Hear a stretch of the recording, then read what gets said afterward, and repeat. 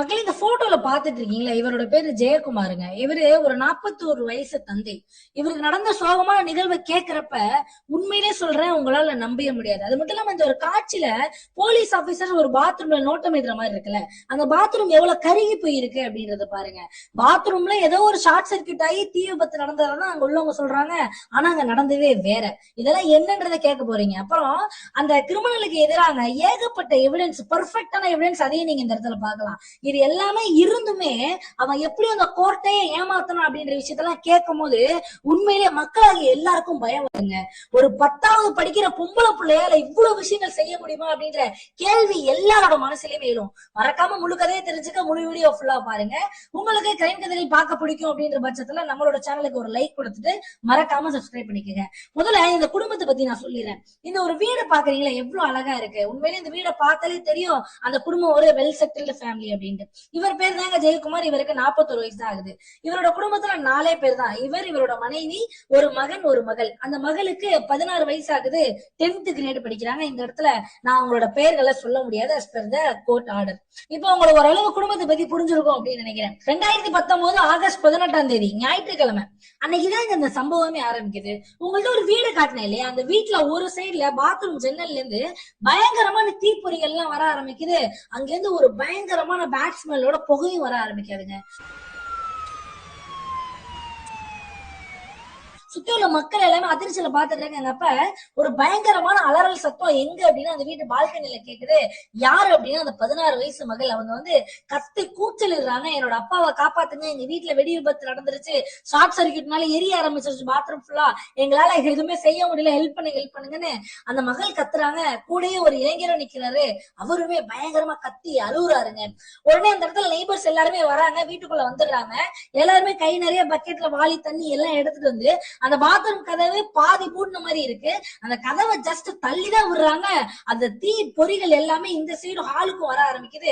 பயங்கரமா உள்ள தீ இருக்கு. இவங்களால உள்ள போய் அந்த தீயை அணைக்க கூட முடியலங்க. அது மட்டும் இல்லாம உள்ள எட்டி பாக்குறவங்களுக்கு ஒரு அதிர்ச்சியான காட்சியை பாக்குறாங்க. அதாவது அந்த 41 வயசு ஜெயக்குமார் இருக்காருல்ல, அவர் உட்கார்ந்த நிலையிலேயே அந்த ரெஸ்ட் ரூம் போற இடம் இருக்கும் தெரியுமா, அந்த வெஸ்டர்ன் டாய்லெட், உட்கார்ந்த நிலையிலேயே அவர் எரிஞ்சுக்கிட்டு இருக்காரு. இதெல்லாம் பார்த்து மக்கள் பீதி அடைகிறாங்க. அடைஞ்சிட்டு உடனே அந்த ஃபயர் டீம், போலீஸ் டீம் எல்லாரையும் வர சொல்றாங்க. அங்க ஃபயர் டீம் விரைந்து வராங்க. இதுல ஆச்சரியம் என்ன அப்படின்னா, ஃபயர் டீமே ரொம்ப போராடிதான் அந்த தீயை அணைக்கிறாங்க. ஏன்னா அந்த அளவு பயங்கரமான அந்த இடத்துல தீ விபத்து ஏற்பட்டிருக்குங்க.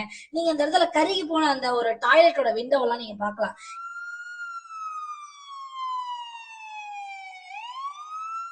தீயணைப்புத்துறை வந்த உடனே முதல்ல இந்த பொண்ணையும் அங்க நிக்கிற பையனையும் பாக்குறாங்க. இந்த பையன் யாரு அப்படின்னு இந்த பொண்ணுகிட்ட கேக்குறாங்க. இவன் என்னோட ஃப்ரெண்டு, எங்க அப்பாவை காப்பாத்துறதுக்காக இங்க வந்திருக்கான் அப்படின்ற மாதிரி சொல்றாங்க அந்த பொண்ணு. இந்த பொண்ணு கைகள் முழுக்க தீக்காயங்கள், அவனோட கைகள் முழுக்க தீக்காயங்கள். இந்த பொண்ணோட முகம் எல்லாமே செவந்து போயிருக்கு. அவங்க ஆல்ரெடி ஒரு ஃபேர் ஸ்கின் தான், இருந்தாலும் முகம் ஃபுல்லா செவந்து போயிருக்கு. அவங்களுக்கு தீனால நிறைய டேமேஜ் ஏற்பட்டிருக்கு முகத்துல, கையில எல்லாம். இதெல்லாம் பார்த்து போலீஸ் என்ன புரிஞ்சுக்கிறாங்க அப்படின்னா, சரி ஓகே, இவங்க 2 பேரும் ஹெல்ப் பண்ணி முயற்சி பண்ணிருக்காங்க, இவங்களால அவங்களை காப்பாத்த முடியல, அதனால இவங்களுக்கு கைகள் எல்லாம் இந்த காயம் ஏற்பட்டுருச்சு அப்படின்னு இவங்க 2 பேரையுமே ஃபர்ஸ்ட் ஹாஸ்பிட்டலுக்கு அனுப்பி வைக்கிறாங்க. எந்த ஒரு கேள்வி எதுவுமே கேட்கலங்க. அந்த இடத்துல ஃபுல்லா நோட்டமிட்டுக்கிட்டே இருக்காங்க. அப்ப பயங்கரமான பலவிதமான சந்தேகங்கள் ஏற்படுது போலீஸ்க்கு. ஃபர்ஸ்ட் விஷயத்தை என்ன பாக்குறாங்க அப்படின்னா, ஒரு டாய்லெட்ல ஃபுல்லா அணைச்ச பிறகு டாய்லெட் ஃபுல்லா நோட்டமிட்ட போகுது. அந்த இடத்துல ஷார்ட் சர்க்கியூட் நடந்ததுக்கான எந்த ஒரு அடையாளமே இல்லைங்க. ஒரு ஷார்ட் சர்க்கியூட் நடக்குது அப்படின்னா ஏதோ ஒரு மூலையில ஷார்ட் சர்க்கியூட் ஆகி அந்த ஒயரிங் ஃபுல்லா எரிஞ்சுக்கிட்டே இருந்ததான ஒரு விபத்து ஏற்படணும். அந்த இடத்துல விபத்து ஏற்படுற மாதிரியான ஒரு பயங்கரமான எலக்ட்ரானிக் பொருளும் கிடையாது. ஹீட்டர் எல்லாமே நல்லபடியா தான் இருக்கு. சோ அந்த ஒயருக்கும் எரிஞ்சதுக்கான எந்த ஒரு அடையாளமே இல்ல. ஒருவேளை இந்த வீட்டுல மட்டும் ஷார்ட் சர்க்கியூட் ஆனா பக்கத்துலயும் பாதிக்கும்ல, எல்லாம் விசாரிச்சு பாக்குறாங்க. அப்படி நடந்த மாதிரியான எந்த ஒரு அறிகுறியுமே இல்லைங்க. இருந்தாலும் அந்த தீய பாக்குறப்ப பயங்கரமான தீ விபத்தா இருக்கு. பாத்ரூம்ல இவ்வளவு பெரிய தீ விபத்து ஏற்படுதுன்னா என்ன காரணம்னு தெரியல. போலீஸ் முடிச்சுக்கிட்டே இருக்காங்க. அடுத்து 2வது சந்தேகம் என்ன அப்படின்னா, இந்த பொண்ணு கூட இருந்த பையனோட மொழியே சரியில்லை. அதாவது போலீஸ் ஒரு கிரிமினலை பார்த்தாலே கண்டுபிடிச்சிருவாங்களே, இவன் கிரிமினலா இல்லையா அப்படின்னு அவன் முகத்தை பார்த்து அந்த மாதிரியான ஒரு மேலோட்டமான சந்தேகம் ஏற்படுது. உடனே இவங்க 2 பேரும் ஹாஸ்பிட்டலுக்கு அனுப்புறாங்க. ஹாஸ்பிட்டல்ல ட்ரீட்மெண்ட் போயிட்டு இருக்கப்பே இந்த 16 வயசு பொண்ணு கிட்ட ஒரு பெண் போலீசார் போய் விசாரணை மேற்கொள்றாங்க. அந்த பையன் ஒரு ஆண் போலீசார் விசாரணை மேற்கொள்றாங்க. என்ன நடந்துச்சுன்னு சொல்லுங்க அப்படின்னு இந்த பெண்கிட்ட கேக்குறாங்க. அப்பதான் இந்த 16 வயசு பொண்ணு முழு விஷயம் சொல்றாங்க. அதாவது இந்த பொண்ணும் அவங்க அப்பாவும் 2 பேர் மட்டும் தான் அன்னைக்கு ஆகஸ்ட் 18ஆம் தேதி வீட்டுல இருந்தாங்களா. அவங்களோட அம்மாவும் தம்பியும் வெளியூர் போயிட்டாங்களே. அதாவது எங்க போயிருக்காங்க அப்படின்னா பாண்டிச்சேரிக்கு. இந்த சம்பவத்துக்கு முத நாள் தான் என்ன நடக்குது அப்படின்னா, அந்த பொண்ணோட அப்பா ஜெயக்குமார் தன்னோட மனைவியும் தன்னோட மகனையும் போய் ரயில்வே ஸ்டேஷன்ல ரயில் ஏத்தி விட்டு வந்திருக்காரு. எதுக்காக அப்படின்னா பாண்டிச்சேரியில நடக்கக்கூடிய ஒரு கல்யாணத்துக்கு போறதுக்காகங்க. இதெல்லாமே இவங்க சொல்லிக்கிட்டே இருக்காங்க. இந்த சைடு போலீஸ் வந்து அந்த 41 வயசு ஜெயக்குமார் அவரோட சடலத்தை போஸ்ட்மார்டம் ரிப்போர்ட்டுக்கு அனுப்புறாங்க. அங்க கவலைக்கிடமான விஷயம் என்னன்னா அவரோட உடல் பாதி வந்து கருகிய நிலையில இருந்திருக்கு, பாதி உருகிருச்சு அப்படின்னு சொல்றாங்க. இந்த சைடு இன்வெஸ்டிகேஷன் இந்த பொண்ணுகிட்ட போயிட்டே இருக்கு. அப்ப அந்த பொண்ணு மேல மேல சொல்ல ஆரம்பிக்கிறாங்க. அதாவது நேத்து ராத்திரி எங்க அப்பாவுக்கு நான் தான் பால் ஆத்தி கொடுத்தேன். எங்க அப்பா பால் குடிச்சிட்டு சாப்பிட்டுட்டு நல்லபடியா தான் தூங்குனாரு. காலையில எப்பயும் போல எழுந்து அவர் பாட்டுக்கு பாத்ரூமுக்கு போறாரு. நான் எப்பயுமே காலையில எங்க அப்பாட்ட ஆசீர்வாதம் வாங்குவேன். எங்க அப்பாட்ட காலையில எந்திரிச்சோன்னே நான் ஆசீர்வாதம் வாங்கிட்டு எங்க அப்பாவுக்கு எனக்கு சாப்பாடு சமைக்கலாம் நான் கிச்சனுக்கு போயிட்டேன். எங்க அப்பா ரெஸ்ட் ரூமுக்கு போனாங்க. அப்ப எனக்கு என்ன நடந்துச்சுன்னு தெரியல. எங்க அப்பாவோட கத்துற சவுண்ட் எனக்கு கேட்டுச்சு. நானும் ரெஸ்ட் ரூம் சைடு வந்தேன். அப்ப புகைகளை பார்த்தேன். ரெஸ்ட் ரூம் கதவு பாதி திறந்து இருந்துச்சு. நான் அந்த கதவை தள்ளுல உள்ள எங்க அப்பா எரிஞ்சுக்கிட்டு இருக்காங்க. அப்ப பயங்கரமான தீப்பொறிகள் என் மேலேயும் வந்துருச்சு. என் கைகள் எல்லாம் காயமாயிருச்சு, என் முகங்கள் எல்லாம் காயமாயிருச்சு. உடனே என்னோட ஃப்ரெண்டை நான் கூப்பிட்டேன். என் ஃப்ரெண்ட் அந்த இடத்துக்கு வந்தா. நாங்க 2 பேரும் அந்த தீயை அணைக்க முயற்சி பண்ணோம். ஆனா எங்களால அணைக்க முடியல. உடனே நெய்பர்ஸ் எல்லாரையும் கூப்பிட்டோம். வாழ்க்கையில என்ன நான் கத்த ஆரம்பிச்சேன். எல்லாரும் வீட்டுக்குள்ள வந்தாங்க, எல்லாரும் ஹெல்ப் பண்ணாங்க. ஆனா அணைக்க முடியல. அதுக்கப்புறம் தான் சார் நீங்க வந்தீங்க அப்படின்ற மாதிரி ஒரு முழு விவரத்தை சொல்றாங்க. இது எல்லாத்தையுமே போலீஸ் நோட் பண்ணி வச்சுக்கிறாங்க. இந்த சைடு அந்த பையனும் இதே சேம் கதையை தான் போலீஸ் ஆபீசர்ஸ் சொல்றான். உடனே போலீஸ் என்ன பண்றாங்க, ஃபாரன்சிக் டீம் அந்த இடத்துக்கு அனுப்பி வைக்கிறாங்க. வேற எதுவும் தடயங்கள் இருக்கா அப்படின்றதுக்காக. ஏன்னா அது ஒரு ஷார்ட் சர்க்கியூட் மாதிரியே கிடையாது அப்படின்றதுனால. 2வது விஷயம் என்ன அப்படின்னா அந்த பையன் மேல இருந்த சந்தேகம் அது இன்னுமே ஆன்கோயிங்ல போயிட்டு இருக்கு. அவனோட டெக்ஸ்ட் மெசேஜ் எல்லாத்தையுமே எடுத்து பார்த்துட்டு இருக்காங்க. 2 பேரோட மொபைலுமே வாங்கி. 3வது விஷயம் என்ன அப்படின்னா அந்த தீயணைப்பு துறையில இருந்த ஒருத்தர் தெளிவான ஒரு விஷயத்தை நோட் பண்றாரு. அதாவது யாருக்குன்னா அந்த மாதிரியான தீ காயங்கள் ஏற்பட்டா அந்த உடம்பு வந்து கருகிற மாதிரி இருந்தா அவங்க என்ன செய்வாங்க அப்படின்னா அவங்க ஒரு மாதிரி போராடுவாங்களா அதுல இருந்து தப்பிக்கிறதுக்கு. ஒண்ணு அந்த ரூம்ல இருந்து அவங்க வெளியில உடையார ட்ரை பண்ணிருக்கலாம், இல்ல அந்த ரூம்குள்ளேயே ஒரு மாதிரி ஸ்ட்ரகிள் பண்ணி தான் அவங்களோட உயிர் போகுமா. இந்த இடத்துல ஜெயக்குமார் அந்த 41 வயசு அந்த தந்தை இருக்காருல்ல, அவர் ஒரு மாதிரி ஸ்ட்ரகிளே பண்ணாம உயிரை விட்ட மாதிரி இருந்திருக்கு. ஏன்னா அந்த சடலத்தோட பொசிஷன், அந்த சடலத்தோட போஸ் அந்த ஒரு டாய்லெட்ல உட்கார்ந்த நிலையிலே அப்படியே கீழே விழுந்து கிடந்த மாதிரி இருந்திருக்கு. இதெல்லாம் பார்த்தப்ப இந்த இடத்துல ஸ்ட்ரகிளே இல்லாம அவர் இறந்திருக்காரு அப்படின்றத நோட் பண்றாரு. அதுக்காக போஸ்ட்மார்ட்டத்துக்கு அனுப்பி வைக்கிறாங்க. போஸ்ட்மார்ட்டம் ரிப்போர்ட்டுக்காக வெயிட் பண்றாங்க. இந்த சைடு ஃபாரன்சிக் டீம் ரிப்போர்ட்டுக்காக வெயிட் பண்றாங்க. இப்ப 2 ரிப்போர்ட்டுமே ஒரே சமயத்துல வருது. அந்த ரிப்போர்ட்ல என்ன இருந்துச்சு அப்படின்றத நான் படிக்க போறேன். உண்மையிலே சொல்றேன், நீங்க மிரண்டு போயிருவீங்க.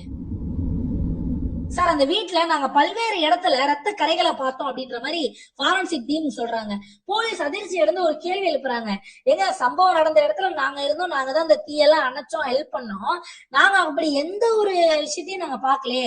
நாங்க வீடு ஃபுல்லா சர்ச் பண்ணிட்டோம், அங்க எந்த ஒரு ரத்த கரைகளையும் நான் பாக்கல அப்படின்ற மாதிரி போலீஸ் தரப்புல சொல்றாங்க. அவ ஃபாரன்சிக் டீம் அதுக்கு ஒரு தெளிவான விளக்கம் கொடுக்குறாங்க. அதாவது நாங்க சொல்ற ரத்த கரைகள் எப்படி இருந்துச்சு அப்படின்னா எல்லாம் வைப் பண்ணப்பட்ட கரைகளா இருந்துச்சு. அதாவது அந்த இடத்துல ரத்த கரைகள் இருந்து அதை யாரோ மேல அழைத்த மாதிரி இருந்துச்சு. நாங்க ரொம்ப மைன்யூட்டா செக் பண்ணதுலதான் எங்களுக்கு தெரிய வந்துருச்சு. இது செவுத்துல இருந்துச்சு, பெட்ஷீட்ல இருந்துச்சு, பில்லோ கவர்ல இருந்துச்சு அப்படின்ற மாதிரி நிறைய ஆதாரங்கள் ஃபாரன்சிக் டீம்ல இருந்து கொடுக்குறாங்க. போலீஸ் ஒரு மாதிரி அதிர்ச்சி அடைகிறாங்க. ஏன்னா பாத்ரூம்ல ஒரு தீ விபத்து ஏற்படுத்தி ஒருத்தர் உயிரை விட்டுருக்காரு, இதுக்கு எப்படி பெட்ல வந்து இந்த மாதிரியான ரத்த கரைகள் இருக்கும் அப்படின்ற மாதிரி போலீஸ்க்கு ஒரு கேள்வி எழுப்புதுங்க. 2வது விஷயம், இந்த சைடு போஸ்ட்மார்ட்டம் ரிப்போர்ட்டும் வருதுல, அதுல பார்த்தா இன்னும் பயங்கரமா அதிர்ச்சி அடைகிறாங்க போலீஸ். அந்த ரிப்போர்ட்ல என்ன இருந்துச்சு அப்படின்னா இறந்து போன ஜெயக்குமார் உடம்புல கிட்டத்தட்ட 17 கத்தியால ஏற்பட்ட காயங்கள் இருந்திருக்குங்க. அப்ப யோசிச்சு பாருங்களேன். அது மட்டும் இல்லாம தலையில, கழுத்துல, வயத்துல, கையில அப்படின்ற மாதிரி உடல் முழுக்க பல்வேறு இடத்துல கத்திய வச்சு தாக்கியிருக்காங்க. அதுவும் 17 முறை அப்படின்றதும் போஸ்ட்மார்ட்டம் ரிப்போர்ட்ல தெளிவா இருந்துச்சு. இப்ப போலீஸுக்கு சந்தேகங்கள் எல்லாமே பலமா இருக்கு. அந்த பொண்ணு மேலேயும் அந்த பையன் மேலேயும் 2 பேருமே கூட விசாரிக்க ஆரம்பிக்கிறாங்க. ஆரம்பத்துல இருந்து 2 பேருமே ஒரே விஷயத்தான் சொல்றாங்க, ஷார்ட் சர்க்கியூட் ஆனிச்சு, எங்களுக்கு தெரியாது அப்படின்றது. உடனே போலீஸ் ஸ்டைல்ல விசாரணை ஆரம்பிக்கிறாங்க. அப்ப அந்த பையன் ஒரு மாதிரி உடஞ்சு போய் நிறைய விஷயங்களை ஒத்துக்க ஆரம்பிக்கிறான். அன்னைக்கு என்ன நடந்துச்சு அப்படின்றத சொல்ல ஆரம்பிக்கிறான். முதல்ல அந்த பையனுக்கும் அந்த பொண்ணுக்கும் என்ன ரிலேஷன்ஷிப் கண்டுபிடிக்கிறது போலீஸ் ரொம்ப கஷ்டமா இருந்திருக்குங்க. அவங்க ஃப்ரெண்டு மட்டும் தான் சொல்லிக்கிட்டே இருக்காங்க. ஆனா எதனால போட்டோஸ் எல்லாம் கேவலமான போட்டோஸ் 2 பேரும் ஷேர் பண்ணிக்கிட்டாங்கன்னு தெரியல. கேவலமா எல்லா மெசேஜ் எதுக்காக டிலீட் பண்ணி வச்சாங்கன்னு தெரியல. இதெல்லாம் கேள்விகள் அடுக்கடுக்க கேட்கறப்ப போலீஸ் கேட்கறப்ப எல்லா விஷயத்தையும் ஒத்துக்கிறானுங்க. என்னன்னு நான் இப்ப தெளிவா சொல்றேங்க. அதாவதுங்க இந்த பொண்ணு 10th கிரேடு. அவன் ஒரு first year BCom student. As per the court order நான் வந்து அவங்களோட பேரை சொல்ல முடியாது. ஏன்னா இவங்க 2 பேருமே, நான் கடைசியில சொல்றேன் அப்பதான் உங்களுக்கு புரியும். அதாவதுங்க இவனுங்க 2 பேருமே காதலிக்க ஆரம்பிச்சிருக்கானுங்க. அவன் ஃபர்ஸ்ட் இயர் பிகாம் ஸ்டூடெண்ட், இந்த பொண்ணு வெறும் 10th கிரேடு தாங்க. இந்த பொண்ணு வீட்டுல அவங்க அப்பா இந்த பொண்ணுக்கு ஒரு மொபைல் வாங்கி கொடுக்குறாங்க. அந்த இன்ஸ்டாகிராம் மூலியமா பழக்கம் அடைகிறானுங்க. 2 பேருமே கேவலமான போட்டோஸ் எல்லாம் ஷேர் பண்ணிக்கிறாங்க. 2 பேருமே கேவலமான கான்வர்சேஷன்ஸ்ல ஈடுபடுறாங்க.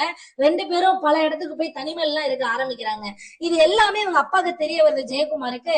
அவர் ரொம்ப டென்ஷன் ஆகி தன்னோட மகளை திட்ட ஆரம்பிக்கிறாரு. அதுல ஏமா இதெல்லாம் ரொம்ப தப்பு, உன்னை 10th கிரேடு, உனக்கு கிரேட் எக்ஸாம் எல்லாம் இருக்கு, பப்ளிக் எக்ஸாம் இருக்கு, நீ நல்லபடியா மார்க் வாங்கணும். அது மட்டும் இல்லாம நம்மளாம் ஒரு வெல்த்தியான ஃபேமிலி, நீ எல்லாம் கௌரவமா ஒரு இடத்துல போய் நல்லபடியா வாழணும். தயவு செஞ்சு அவனெல்லாம் காதலிக்காத, அது ரொம்ப தப்புமா. இந்த வயசுல இது எல்லாமே சகஜம் தான், பட் இதுல இருந்து நீ தாண்டி வந்தாதான் நீ வாழ்க்கையில ஜெயிக்க முடியும் அப்படின்ற மாதிரி அட்வைஸ் பண்றாரு. அட்வைஸ் பண்றது மட்டும் இல்லாம அவ திருந்துறாளா திருந்த மாட்டாளான்னு ஒரு வாரம் செக் பண்றாரு. அந்த பொண்ணு திருந்த மாதிரி தெரியலங்க. அப்ப ஒரு நல்ல அப்பாவா என்ன பண்ணணும், அந்த பொண்ணோட மொபைல் வாங்கி புடுங்கி வைக்கணும். மொபைல் வாங்கி புடுங்கி வைக்க ஆரம்பிக்கிறாருங்க. உடனே இந்த பொண்ணு ரொம்ப டென்ஷனா இந்த பிகாம் படிக்கிறானே அவன்கிட்ட போயிட்டு கதறி அழுவ ஆரம்பிக்குது. இந்த மாதிரி எங்க அப்பா என்ன ரொம்ப கண்ட்ரோல் பண்றாரு, என்ன ஒரு கூண்டுலயே அடைச்சு வைக்கிறாரு, எனக்கு ஒரு நிம்மதியான வாழ்க்கை வேணும் அப்படின்ற மாதிரி அந்த பொண்ணு அழுவ ஆரம்பிக்கிறது. அந்த பையன் என்ன தெரியுமா பண்ணா, வீட்டுல இருந்து காசை திருடிட்டு வந்து இந்த பொண்ணுக்கு ஒரு மொபைல் போனும் வாங்கி கொடுக்குறாங்க. இதுல இந்த பிகாம் படிக்கிறான்னு அவனோட அப்பாவை பத்தி நீங்க தெரிஞ்சுக்கணுங்க. அவங்க ரொம்பவே ஒரு ஏழ்மையான குடும்பம் தான். அது மட்டும் இல்லாம அவனோட அப்பாவை இப்பதான் வேலையில இருந்து தூக்கிட்டாங்க. ஏன்னா அது ஒரு பிரைவேட் கம்பெனி அப்படின்றதுனால கிட்டத்தட்ட 6 மாசத்துக்கு ஒருக்க நிறைய பேர் ஃபயர் பண்ணுவாங்களாம். அந்த மாதிரி ஃபயர் செய்யப்பட்டாரு இவனோட அப்பா. இவ்வளவு ஒரு கடினமான சூழ்நிலையில இருந்த குடும்பம் இருந்துமே வீட்டுல இருந்து பணத்தை தேடிட்டு வந்து அந்த பொண்ணுக்கு மொபைல் வாங்கி கொடுத்துருக்கோம் அப்படின்னா அந்த ஒரு குணத்தை நீங்க எப்படி சொல்லுவீங்க அப்படின்றத மறக்காம கமெண்ட்ல சொல்லுங்க. இப்ப மேலும் இந்த கதையை பத்தி நான் சொல்றேன். இந்த போனும் வாங்கி கொடுத்துட்டாங்க. இந்த பொண்ணு போன் யூஸ் பண்ணிட்டே இருக்கு. நைட் நேரத்துல இந்த பொண்ணோட ரூம்ல சவுண்ட் கேட்டுட்டே இருக்குங்க. அப்ப இவங்க அப்பா போயிட்டு மறைமுகமா பாக்குறாரு ஜன்னல் வழியா அந்த பொண்ணு மொபைல் யூஸ் பண்ணிட்டு இருக்காங்க. அப்ப ஜெயக்குமாருக்கு மிகப்பெரிய அதிர்ச்சி. எப்படி நம்ம பொண்ணு கையில மொபைல் வந்துச்சு, நம்ம தான் ஒரு மொபைல் வாங்கி புடிங்கி வச்சுட்டோமே அப்படின்ட்டு இந்த மொபைல் எங்கேயிருந்து வாங்கின அப்படின்ற மாதிரி புடிங்கி பாக்குறாரு. மொபைல் புது மொபைலா இருக்கு, அது மட்டும் இல்லாம காஸ்ட்லி மொபைலா இருக்கு. இதெல்லாம் பார்த்துட்டு யார் உனக்கு வாங்கி கொடுத்தா அப்படின்னா அந்த பொண்ணு சொல்லுது, அந்த பையன் தான் எனக்கு வாங்கி கொடுத்தா, நீங்க ஏன் என்ன கண்ட்ரோல் பண்றீங்க, நானும் அவனை லவ் பண்றோம் அப்படின்ற மாதிரி பேச ஆரம்பிக்குது. அவங்க அப்பா அப்பதாங்க பெல்ட் ட்ரீட்மெண்ட் எடுக்கிறாரு. பெல்ட் எடுத்து அந்த பொண்ணை தாக்க ஆரம்பிக்கிறாங்க. இதெல்லாம் ரொம்ப தப்பு அப்படின்னு ஒரு மாதிரி அப்ப அழுது நடிக்குது. சரி நான் இனிமேல் விட்டுறேன், எனக்கு எல்லாம் புரிஞ்சிருச்சுப்பா அப்படின்ற மாதிரி அப்பாவும் அந்த மொபைலையும் தூக்கி லாக் பண்ணி வைக்கிறாங்க. இப்ப இந்த பொண்ணோட மனநிலை ரொம்ப கோபம் அடையுதுங்க. திருப்பி போயிட்டு அந்த பிகாம் ஸ்டூடெண்ட், எனக்கு ரொம்ப முடியல, என்ன ரொம்ப கண்ட்ரோல் பண்றாரு, என்ன ஒரு பப்பட் மாதிரி செயல்பட வைக்கிறாரு, நான் நூல் ஆட்டின பொம்மை மாதிரி இருக்கணுமா, அவர் ஆட்டுறதுக்கு நான் ஆடணுமா அப்படின்ற மாதிரி இந்த பொண்ணு பேசுதுங்க. இது எல்லாமே ரியல் கான்வர்சேஷனா இருந்திருக்கு அந்த பையன் கூட. அதுக்கப்புறம் என்ன நடக்குது அப்படின்னா, ஒரு 2-3 வாரம் கழிச்சு இந்த பொண்ணு தன்னோட அப்பாட்ட வந்து இந்த மாதிரி நானும் என் ஃப்ரெண்ட்ஸ் எல்லாருமே பிக்னிக் போறோம், எங்களுக்கு ஒரு மாதிரி எக்ஸாம் நெருங்குறதுனால ரொம்ப மைண்ட் ப்ரெஷர் ஆயிருக்கு, அது மட்டும் இல்லாம நான் அந்த பல விஷயங்கள்ல இருந்து நான் வெளியே வரணும்னு நினைக்கிறேன், சோ அதனால நான் மும்பைக்கு என்னோட 2 கேர்ள் ஃப்ரெண்ட்ஸோட நான் போகணும் அப்படின்ற மாதிரி அப்பாட்ட கேக்குது. அவங்க அப்பாவுமே ரொம்ப நம்புறாருங்க தன்னோட மகளை. சரி நம்மளோட மகளே அதுல இருந்து வெளியே வரணும்னு நினைக்கிறதுக்காக இன்னொரு இடத்துக்கு வெளியில போயிட்டு வரணும்னு நினைக்கிறா, நல்லபடியா போயிட்டு வரணும் அப்படின்ட்டு நல்லபடியா நிறைய காசும் கொடுத்து நீ சந்தோஷமா போய் இருந்துட்டு வாமா, தயவு செஞ்சு நான் கால் பண்ணா மட்டும் எடுத்துரு அப்படின்ற மாதிரி சொல்லி அறிவுறுத்தி அந்த பொண்ணு அனுப்பிச்சு வைக்கிறாங்க. அந்த பொண்ணு வீட்டுல எல்லாரோட சம்மதத்தோட மும்பைக்கு கிளம்புறாங்க அவங்களோட கேர்ள் ஃப்ரெண்ட்ஸோட. இங்கதாங்க மிகப்பெரிய ட்விஸ்ட். அந்த பொண்ணு கேர்ள் ஃப்ரெண்ட்ஸ் கூட எல்லாம் யாரோடையும் போல, யாரோட போனுச்சு அப்படின்றத சொல்றேன். கிட்டத்தட்ட 1.5 நாள் ஆயிடுச்சுன்னு இந்த பொண்ணுகிட்ட எந்த ஒரு காலுமே வரல. இந்த சைடு இந்த பொண்ணோட அப்பா கால் பண்ணிட்டே இருக்காங்க, அட்டன் பண்ணவே மாட்டேது. ஆனா அந்த பொண்ணு இருக்குல்ல தன்னோட அம்மாவுக்கு கால் பண்ணுது. அம்மாவுக்கு கால் பண்ணி ஒரு விஷயம் சொல்லுது, அம்மா இந்த மாதிரி நான் இங்க என்னோட கேர்ள் ஃப்ரெண்ட்ஸோட வந்தேன் இல்லையா, மும்பையில எனக்கு மாடலிங் பண்ணணும்னு ஆசை இருந்திருக்கு, அதனால மாடலிங்காக இங்க ஒரு இடத்துல ஷூட் பண்றாங்களா, நான் அங்க போயிட்டு ஒரு சில இமேஜஸ் கூட எனக்காக எடுத்துட்டு வந்துடுறேமா, அங்கேயே ட்ரெஸ் எல்லாம் கொடுத்து அவங்களே சொல்லி கொடுப்பாங்களா மாடலிங் அப்படின்ற மாதிரி பேசிட்டு நான் ஒரு 2-3 நாள் எக்ஸ்ட்ரா எடுத்துட்டு வந்துடுறேமா அப்படின்னு சொல்லுது. அது மொத்தம் 5 நாள் பாத்துக்கங்க. அவங்க வீட்லயுமே சரி ஓகே பொண்ணோட ஆசைதான் முக்கியன்றதுனால சரிம்மா நான் இருந்துட்டு பார்த்து பத்திரமா வந்துரு வீட்டுக்கு, ஆனா சீக்கிரம் வர முடிஞ்சா வந்துரு அப்படின்ற மாதிரி அவங்க அம்மா அறிவுறுத்துறாங்க. அவங்க அம்மா இன்னொரு செய்தி சொல்றாங்க, அப்பா ரொம்ப சோகமா இருக்காரு, அப்பா கால் பண்ணா எடுமா அப்படின்னு சொல்றாங்க.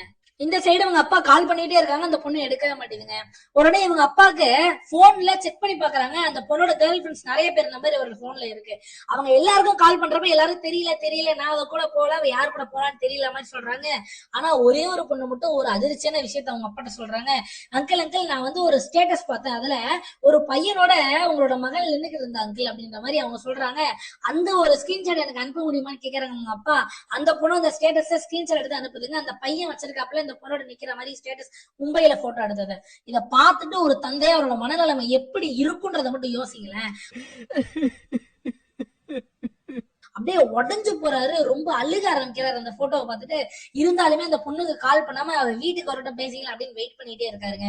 அந்த பொண்ணுமே கிட்டத்தட்ட 5 நாள் அவன் கூட போயிட்டு வெளியில தனிமையெல்லாம் இருந்துட்டு மும்பை வரையும் பாருங்க, பெங்களூர்ல இருந்து மும்பைக்கு போய் இந்த எல்லா விஷயமும் செஞ்சு முடிச்சுட்டு வீட்டுக்கு வராங்க 5 நாள் கழிச்சு.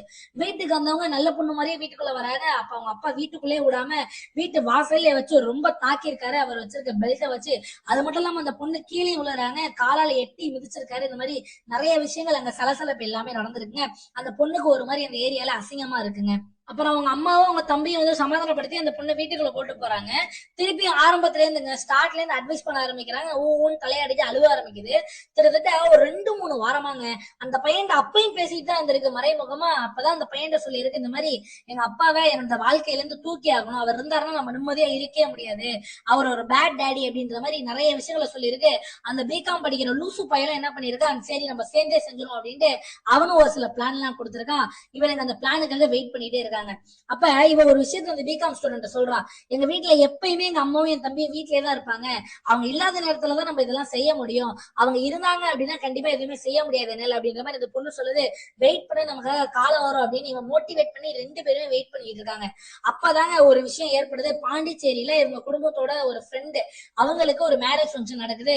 அதுக்கு அவங்க அப்பாவால போக முடியாது அப்படின்றதுனால உடனே என்ன செய்யறாங்க, ஜெயக்குமார் தன்னோட மனைவியும் தன்னோட மகனையுமே பெங்களூர்ல உள்ள ரயில்வே ஸ்டேஷன்ல ஏத்தி விட்டு பாண்டிச்சேரி போயிட்டு வாங்க அப்படின்ற மாதிரி சொல்றாங்க.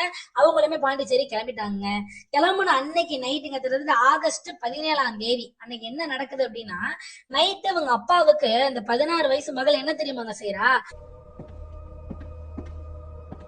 அந்த பால்ல அந்த தூக்க மாத்திரைகள் கிட்டத்தட்ட நிறைய தூக்க மாத்திரைங்க, ஒரு கை நிறைய பஞ்ச் ஆஃப் தூக்க மாத்திரைகளை அப்படியே நசுக்கி அந்த பால்ல போட்டு என்னங்கப்பா பால் குடிங்க அப்படின்ற மாதிரி ஒரு மாதிரி பாசத்தோட எடுத்துட்டு போய் நீட்டா. அவங்க அப்பாவுமே மகள் கொடுக்குறாங்க, எப்படிங்க சந்தேகப்படுத்தணும், அதை வாங்கி அப்படியே ஜம்முன்னு குடிச்சிட்டு படுத்து தூங்க ஆரம்பிக்கிறாரு. அவர் ரொம்ப அசந்து தூங்க ஆரம்பிக்கிறாருங்க. இதுக்கப்புறம் தாங்க அந்த மகள் ரொம்பவே கேவலமான செயலை செய்ய ஆரம்பிக்கிறா. என்ன செய்யறா அப்படின்னா, தன்னோட அப்பா தூங்கிட்டாங்களான்னு செக் பண்றதுக்கு கிட்ட போய் உட்காந்து அவங்களோட உடம்ப டச் பண்ணி பாக்குறா. டச் பண்ணி பார்த்த பிறகு அவரோட மேல ஏறி உட்காந்து அவரோட கன்னத்துல செல்லமான அறைகள் அறைய ஆரம்பிக்கிறா. அது செல்லமான அறைகள் இல்லைங்க, ரொம்ப வேகமாவே தாக்குறான்னு சொல்லாங்க. அப்ப அவ என்ன யோசிச்சு தாக்குறா அப்படின்னா, ஒருவேளை இந்த ஆளு ஆழ்ந்த தூக்கத்துல இருந்தா எந்திரிக்க மாட்டாரு, அப்படி எந்திரிச்சிட்டா கூட நீ ரொம்ப கொரட்டை விட்டப்பா அதனால எனக்கு டிஸ்டர்ப் ஆயிடுச்சு, அதனாலதான் செல்லமா நான் அந்த இடத்துல அடிச்சேன் ஒண்ணு அப்படின்னு சொல்லிக்கலாம் அப்படின்ற மாதிரி ஒரு மைண்ட் செட்ல ரொம்ப வேகமா தாக்க ஆரம்பிக்கிறா. அவர் எந்திரிக்கவே மாட்டாருங்க. இது எல்லாமே புரிஞ்சுக்கிட்டு அந்த மகள் ஒரு மாதிரி பயங்கர சைக்கோத்தனமாகி, என்ன இத்தனை நாள் என்ன பெல்ட்டால அடிச்சேலப்பா, என்ன இத்தனை நாள் நீ வந்து காலால தாக்குனேலப்பா, என்ன என்னோட காதலனோட சேரவில்லைப்பா அப்படின்னு அந்த கோவத்துல பாக்ஸிங் பண்ற மாதிரி அந்த உறங்கிட்டு இருந்த அப்பாவை பல விதமா தாக்க ஆரம்பிக்கிறா. தாக்குனது மட்டும் இல்லாம கரெக்டாங்க அன்னைக்கு நைட்டு 1:07க்கு அவனுக்கு கால் பண்ண ஆரம்பிக்கிறா அந்த பிகாம் ஸ்டூடெண்ட்டுக்கு. அவனும் கால் அட்டன் பண்ணி பேசுறான். என்ன ஆயிடுச்சுன்னு கேக்குறான். இந்த மாதிரி எங்க அப்பா ரொம்ப அசந்து தூங்கிட்டாரு, அவரு மயக்கத்துக்கு போயிட்டாருன்னு நினைக்கிறேன், நீ சொன்ன மாதிரியே ஸ்லீப்பிங் பில்ஸ் கலந்து நான் கொடுத்துட்டேன் அப்படின்ற மாதிரி சொல்ல ஆரம்பிக்கிறா. அவன் சரி சரின்னு சொல்லிட்டு காலையும் கட் பண்றாங்க. கிட்டத்தட்ட 3:27க்கு திருப்பியுமே அவனுக்கு ஒரு கால் போகுது இந்த பொண்ணோட மொபைல்ல இருந்து. அப்பயும் அவன் வீட்டுக்கு வாடா அப்படின்னு கூப்பிடுறான். அவனும் அந்த நேரத்துல வீட்டுக்கு வரான். 2 பேரும் என்ன செய்யறாங்க அப்படின்னா, கிச்சன்ல இருந்து ஒரு நைஃப் எடுத்து அவங்களோட அப்பாவை சரமாரியா தாக்க ஆரம்பிக்கிறாங்க. கிட்டத்தட்ட 17 முறை கழுத்துல, தலையில, வயிற்றுல, கையில அப்படின்ட்டு இந்த 4 இடத்துலயுமே தாக்க ஆரம்பிக்கிறாங்க. அப்ப ரத்தம் அதிகப்படியா வெளியில லீக் ஆகுதுங்க. இதெல்லாம் பார்த்துட்டு என்ன செய்யறானுங்க அப்படின்னா, நம்ம இந்த ரூம்ல அதிகப்படியான ரத்தங்கள் வந்தா கண்டிப்பா வந்து நம்மளால சுத்தமா கிளீன் பண்ண முடியாது, அதனால இந்த சடலத்தை நம்ம வந்து பாத்ரூமுக்கு எடுத்துட்டு போயிடலாம் அப்படின்ட்டு அந்த சடலத்தை பாத்ரூமுக்கு எடுத்துட்டு போறாங்க. பாத்ரூமுக்கு எடுத்துட்டு போற வரையுமே அவரோட உடம்புல உயிர் இருந்திருக்குங்க. பாத்ரூம்ல போய் போட்ட பிறகு இந்த பிகாம் ஸ்டூடெண்ட் திருப்பி அவரோட வீட்டுக்கே போயிடுறாங்க. அதுக்கப்புறம் கிட்டத்தட்ட 6:27க்கு திருப்பி இந்த வீட்டுக்குள்ள வர அந்த பொண்ணோட வீட்டுக்குள்ள 2 பேருமே பிளான் போடுறாங்க. கிட்டத்தட்ட ஆகஸ்ட் 18ஆம் தேதி 8:30 மணிக்கு அந்த பிகாம் படிக்கிற பயல அவங்க அப்பா சடல நின்று பாத்துக்கோ அப்படின்னு சொல்லிட்டு அந்த 16 வயசு மகள் நடக்க ஆரம்பிக்கிறேன் வெளியில. எங்க தெரியுமா அங்க போறா, நேரா பக்கத்துல கிட்டத்தட்ட 1.5 கிலோமீட்டர் அந்த பெட்ரோல் பங்க் நடந்தே போய் 3 லிட்டர் பெட்ரோல் வாங்குறாங்க. 3 லிட்டர் பெட்ரோல் வாங்கிட்டு திருப்பி இந்த இடத்துக்கு வராங்க. அப்ப கரெக்டா டைம் வந்து ஒரு 10:10 இருக்குங்க. அப்ப என்ன தெரியுமா செய்யறாங்க, 2 பேருமேங்க அந்த பெட்ரோல், அந்த 3 லிட்டர் பெட்ரோல் அந்த பாத்ரூம்ல இருந்து சடலத்தை ஊத்திட்டு ரொம்ப நேரமா பயந்துகிட்டே இருக்காங்க, எப்படி பத்த வைக்கிறதுன்னு தெரியாம. அதாவது அந்த இடத்துல இவனுக்கு 2 பேருமே ஒரு மாதிரி மெச்சூரிட்டி இல்லாத லூசுங்க. அவங்களுக்கு வந்து அந்த பெட்ரோல் எவாபரேட் ஆகும், ஒரு இடத்துல பெட்ரோல் சின்னதா ஊத்தினா சுத்தி அது அந்த ஏர்ல எவாபரேட் ஆகிருக்கும், அந்த யாருமே தீ பிடிக்க வாய்ப்பு இருக்குன்றதெல்லாம் இவனுங்களுக்கு தெரியல. அவனுங்க பாட்டுக்கு 3 லிட்டர் பெட்ரோல் அந்த பாத்ரூம் முழுக்க ஊத்திட்டு அவங்க அப்பா சடலத்துல எல்லாம் ஊத்திட்டு கிச்சனுக்கு போயிட்டு அதுக்கப்புறம் தீப்பெட்டி எடுத்து வந்து பாத்ரூம்குள்ள நின்னுகிட்டே கொளுத்திருக்கானுங்க. அப்ப பயங்கரமா பெரிய அளவுல அந்த தீ வந்து பரவி இருக்கு. அந்த பரவனாலதான் இவனோட மூஞ்சில இவனோட கைகள் எல்லாமே காயங்கள் ஏற்பட்டிருக்கு. அது மட்டும் இல்லாம பயங்கர அளவு தீ அந்த ரூம் ஃபுல்லா அந்த பாத்ரூம் ஃபுல்லாவே தீ பிடிச்சி எரிய ஆரம்பிச்சிருக்கு. உடனே வெளியே வந்துட்டு இவனோட கையில உள்ள காயங்கள் வலி தாங்க முடியாம அதுலதான் அவங்க அழுதுருக்காங்களே தவிர இவங்க அப்பாவுக்கு இந்த மாதிரி ஆயிருச்சு, அதாவது அந்த ஒரு கில்ட்டில எல்லாம் அழுவலுங்க. இவனுக்கு கை காயம் எரிச்சல் தாங்க முடியாம அழுதுருக்கானுங்க.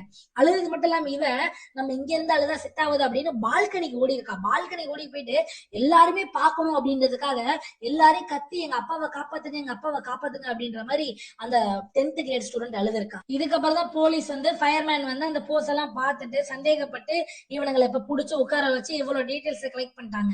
இப்ப போலீஸ் என்னென்ன ஆதாரங்கள்லாம் எடுத்தாங்க அப்படின்னு நான் சொல்லிடுறேங்க. அந்த ஒரு பயலை பத்தி தான் இதுல முக்கியமாவே நம்ம பேச போறோம். அந்த பிகாம் படிக்கிற ஸ்டூடெண்டோட ஒரு டிஷர்ட்டை கைப்பற்றுறாங்க. அந்த டிஷர்ட்ல ரத்தக்கரைகள் இருக்கு. அந்த வீட்டு வாஷ் பேஷன்ல ஒரு நைஃப், அதுலயுமே ரத்தக்கரைகள் இருக்கு. அது மட்டும் இல்லாம ஃபாரன்சிக் டீம் கொடுத்த ரிப்போர்ட் அந்த பெட்ல அந்த பெட்ஷீட்ல அந்த பில்லோ கவர்ல இருந்த ரத்தக்கரைகள், அதுக்கப்புறம் வந்து இவனுங்க பெட்ரோல் வாங்கினதா இருக்கட்டும், அந்த பையனோட மொபைல் லொகேஷன் இங்க வந்துட்டு போனதா இருக்கட்டும், எல்லாத்தையுமே வச்சு பயங்கரமான ஒரு சார்ஜ் ஷீட் ஃபில் பண்ணி கோர்ட்டுக்கு அனுப்புறாங்க. இப்ப கண்டிப்பா சொல்றேன், உங்களால நம்பவே முடியாதுங்க.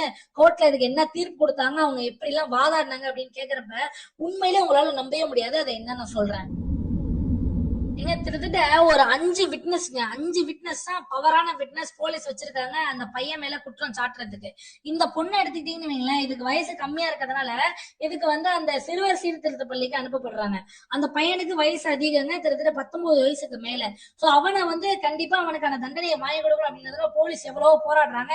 கிட்டத்தட்ட ஒரு 5 விட்னஸ்ங்க, மெயின் விட்னஸ். அதுல 1வது விட்னஸ் யாரு அப்படின்னா, இறந்து போன ஜெயக்குமாரோட வேலை பாக்குறவர், ஒருத்தர் கூட வேலை பாக்குறவரு, கீழே இதுல வேலை பாக்குறவரு, அவரோட பேர் வந்து சஞ்சய். அவருமே ஒரு ஐ விட்னஸ். 2 பேரையுமே அந்த சம்பவம் நடந்த அன்னைக்கு காலையில வீட்டுக்குள்ள பார்த்ததா அவர் சொல்லியிருக்காரு ஆரம்பத்துல போலீஸ்.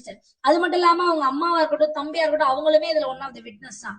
இந்த விட்னஸ் 5 விட்னஸ் என்ன தெரியுமா ஆனாங்க, கோர்ட்ல இந்த பையனுக்கு எதிராக சாட்சி சொல்லுங்க அப்படின்னு சொல்றப்ப ஓத்தெல்லாம் எடுத்துட்டு எதுவுமே எங்களுக்கு தெரியாது அப்படின்ற மாதிரி அந்த பையனை காப்பாத்துற மாதிரியே சாட்சி சொல்லியிருக்காங்க. அப்ப போலீஸே அதிர்ச்சியில திகச்சு போய் நின்றுட்டு இருந்திருக்காங்க.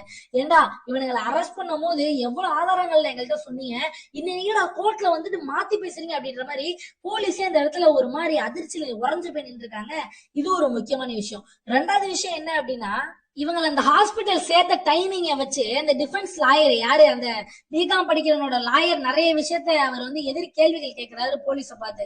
ஏங்க அதாவது இவங்க 2 பேருமே ஆகஸ்ட் 18ஆம் தேதியே அந்த சம்பவம் நடந்த அன்னைக்கு அந்த பொண்ணையும் சரி இந்த பையனையும் சரி நீங்க ஹாஸ்பிட்டல்ல கொண்டு போய் அட்மிட் பண்ணிட்டீங்க, அவங்களுக்கும் காயங்கள் ஏற்பட்டிருக்கு. அது எப்படிங்க அந்த பொண்ணு கூட இவரோட மேல எந்த ஒரு அலிகேஷனுமே வைக்கல, பிரவீன் தான் அந்த மரணத்துக்கு காரணம் அப்படின்ட்டு நீங்க எல்லாம் ஒரு கதையை கட்டுவீங்களா? அது மட்டும் இல்லாம அன்னைக்கு ஏன் நீங்க முழுமையான விசாரணையே நடத்தல அப்படின்ற மாதிரி ஒரு கேள்வி எழுப்புறாங்க.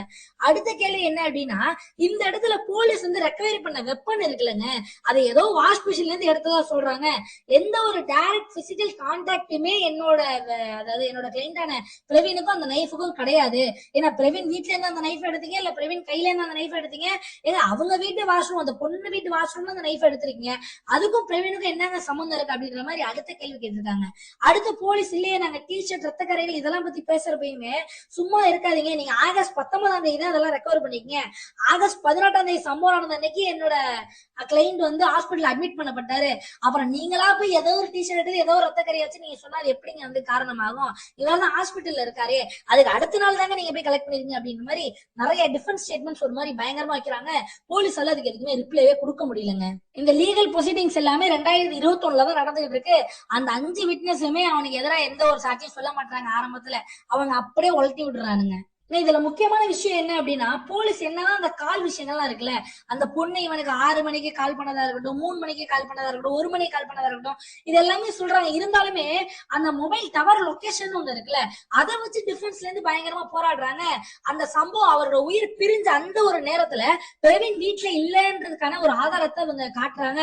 அதுதாங்க அந்த டவர் லொகேஷன். அதாவது பேசிக்கா சொல்ல போனா என்னன்னா, அந்த 2வது நடக்கிறப்ப இந்த பையன் மொபைல் எடுத்துட்டு போலையா, இல்ல அந்த பையன் அங்க போவே இல்லையா, நீ யாருக்குமே தெரியாது. சோ அதனால இவங்க என்ன சொல்றாங்கன்னா, அந்த ஒரு நேரத்துல அவரோட உயிர் பிரிஞ்சப்ப பிரவீனோட மொபைல் லொகேஷன் அவரோட வீட்டுலதான் காட்டுது. சோ இதுவே போதுமான ஆதாரம் இவர் அந்த ஒரு இதுல ஈடுபடல அப்படின்றதுக்குன்னு அந்த டிஃபென்ஸ் முடிக்கிறாங்க. கோர்ட் இது எல்லாத்தையுமே அனலைஸ் பண்ணிட்டு போதுமான ஆதாரங்கள் எதுவும் இல்லாத காரணத்தினால் அந்த பிகாம் ஸ்டூடெண்ட்டை நாங்க ரிலீஸ் பண்றோம் அப்படின்ற மாதிரி அவங்க ரிலீஸும் பண்ணிட்டாங்க. இப்ப யோசிச்சு பாருங்களேன், மக்களாகிய நீங்கள் மறக்காம கமெண்ட் பண்ணணும். போலீஸ் என்னதான் இவ்வளவு தியரிஸ் கொடுத்தாலும் சரி, இது எல்லாமே வந்து கண்டிப்பா நடந்திருக்குமா இல்லையான்னு கண்டிப்பா பார்த்த யாருமே பார்க்கல நேர்ல. ஏன்னா எந்த ஒரு சிசிடிவி எந்த ஒரு ஐ விட்னஸ் கிடையாது. ஐ விட்னஸ் இருந்தவங்க எல்லாருமே மாறிக்கிட்டாங்க. இதுல முக்கியமான விஷயம் என்ன அப்படின்னா, இந்த தீர்ப்பை மனப்பூர்வமா ஏத்திருக்காங்க. யாரு அப்படின்னா அந்த பொண்ணோட வீட்டார், அந்த மகனும் அந்த அம்மாவும் இந்த தீர்ப்பை நாங்க மனசால ஏத்துக்கிறோம் அப்படின்ற மாதிரி அதை வந்து மனசால ஏத்துக்கிட்டாங்க. ஹைகோர்ட்டுக்கு எந்த ஒரு அப்பீலுமே அவங்க போகல அப்படின்றதா இன்னொரு அதிர்ச்சியான விஷயம். அப்ப யோசிச்சு பாருங்களேன், இவ்வளவு ஒரு துயரமான சம்பவம் நடந்து அந்த வீட்டுல உள்ளவங்க நீதிக்காக போராடல அப்படின்னா இதுக்கெல்லாம் நம்ம வருத்தப்பட்டு என்னங்க நடக்கும்? ஒண்ணுமே கிடையாதுங்க. இதெல்லாம் ஏன் அப்படின்றது எனக்கு சத்தியமா தெரியல. ஒருவேளை அவங்களுக்கு தன்னோட மகளை காப்பாற்றணும்னு இருந்துச்சா என்னன்னு தெரியல. ஓகே, இறந்தவர் இறந்துட்டாரு, இனிமேல் ஒண்ணும் பண்ண முடியாது, நம்மளோட மகளையாவது நம்ம சேவ் பண்ணி போனா இந்த மாதிரி விஷயங்களை செஞ்சிருப்பாங்க அப்படின்ட்டு நான் நினைக்கிறேன். அது என்னோட கருத்து. உங்களோட கருத்து என்னன்றது மறக்காம கமெண்ட்ல பண்ணுங்களேன். இந்த இடத்துலங்க எவ்வளவோ கிரைம் இருக்குங்க. பெர்ஃபெக்டா பண்ணிட்டு மாட்டாம இருக்கிறவனுங்க வேற, அதே மாதிரி இவனுங்க வேற. ஏன்னா எல்லாரும் யோசிச்சிருப்பீங்க, அப்ப ஒருத்தன் பெர்ஃபெக்டா அதனா கிரைம் பண்ணா அவன் மாட்டாம போயிடுவானா அப்படின்ற மாதிரி கண்டிப்பா மக்களாகிய நீங்கள் நினைப்பீங்க இந்த ஒரு சம்பவத்தை கேட்ட பிறகு. அது அப்படி கிடையவே கிடையாதுங்க. பெர்ஃபெக்டா கிரைம் பண்றவன் அந்த போலீஸோட ரேடார்ல சிக்க மாட்டான், எந்த ஒரு எவிடன்ஸும் விட்டு வைக்க மாட்டான். போலீஸ்க்கு எங்கே அந்த ஆரம்பிக்கணும்ன்றதே கிடைக்காது போலீஸ்க்கு. அதுதான் ஒரு பெர்ஃபெக்டான கிரைம்ன்றது. இந்த இடத்துல பாருங்களேன், போலீஸ் எக்கச்சக்கமான எவிடன்ஸ், கால் டீடைல் ரெக்கார்டா இருக்கட்டும், அந்த பொண்ணுக்கும் இவனுக்கும் நடந்த சம்பவங்கள், இவங்க அப்பா வந்து இந்த பொண்ணோட சண்டை போட்ட விஷயங்கள், அது மட்டும் இல்லாம சுத்தி பேசின ஆதாரங்கள், பிளட் ஸ்டெயின்ஸ், அதுக்கப்புறம் வந்து இவங்க ரெக்கவர் பண்ண வெப்பனா இருக்கட்டும், இந்த மாதிரி அந்த வீட்டுல ஷார்ட் சர்க்கியூட் நடக்கிறதுக்கான எந்த ஒரு அடையாளமே இல்லாம திடீர்னு பாத்ரூம்ல தீ பிடிச்சதா இருக்கட்டும், அந்த பெட்ரோல் வாங்கினதா இருக்கட்டும், எல்லாமே இருந்துமே அந்த பொண்ணோட வயசை காரணம் காட்டி அவங்கள சிறுவ சீர்திருத்த பள்ளிக்கு அனுப்பிட்டாங்க. இந்த சைடு இந்த பிகாம் ஸ்டூடெண்ட்டுக்கு எந்த ஒரு ஸ்ட்ராங்கான எவிடன்ஸ் இல்லாதனால இவனே ரிலீஸ் பண்ணிட்டாங்க. அப்ப என்னங்க பண்ண முடியும்? இந்த இடத்துல இவனுங்க அந்த லீகல் சிஸ்டத்தை தான் அவுட் ஸ்மார்ட் பண்ணிருக்காங்களே தவிர இந்த இடத்துல அவனுக்கு பெர்ஃபெக்டாலாம் எதுவுமே செய்யலைங்க. அப்ப யோசிச்சு பாருங்களேன், ஒரு மாதிரி நமக்கு ஒரு மாதிரி பயம் வருதுல்ல இதெல்லாம் கேட்கறப்ப. எனக்குமே இதை படிச்சு பார்த்தப்ப பயம் வருது. பட் அந்த இறந்து போன அவரோட அந்த 41 வயசு ஜெயக்குமார் அவருக்கான நீதி இன்னுமே கிடைக்கல அப்படின்றதுதான் ஒரு வருத்தமான விஷயமே. அவரோட ஆத்மா சாந்தி அடையணும் அப்படின்னு எல்லாருமே ப்ரே பண்ணிப்போம். கண்டிப்பா உங்களுக்கு நாங்க கிரைம் கதை விளங்கும் விதம் பிடிச்சிருக்கு அப்படின்னா மறக்காம லைக் பண்ணிட்டு சப்ஸ்கிரைப் பண்ணிட்டு போங்க. மேலும் எங்களுக்கு எதனா ஒரு தவறு இருக்கு, இல்ல ப்ரோ நீங்க இப்படி சொல்லுங்க, இல்ல நீங்க அப்படி சொல்லுங்க அப்படின்னு நினைச்சீங்கன்னா மறக்காம கமெண்ட்ல சொல்லிருங்க. நாங்க எங்களை திருத்திக்கிறதுக்கு எங்களுக்கு ஒரு வாய்ப்பா இருக்கும். நீங்க ஃப்ரீயா இருந்தீங்க அப்படின்னா இது நம்மளோட 2வது சேனல் எஸ்பி ஃபைல்ஸ். இதுல இருக்க கிரைம் கதைகளையும் கேட்டு மகிழுங்க. அந்த சேனலை சப்ஸ்கிரைப் பண்ணீங்க அப்படின்னா எனக்கு ஒரு ஹெல்ப்ஃபுல்லா இருக்கும். நன்றி, வணக்கம்.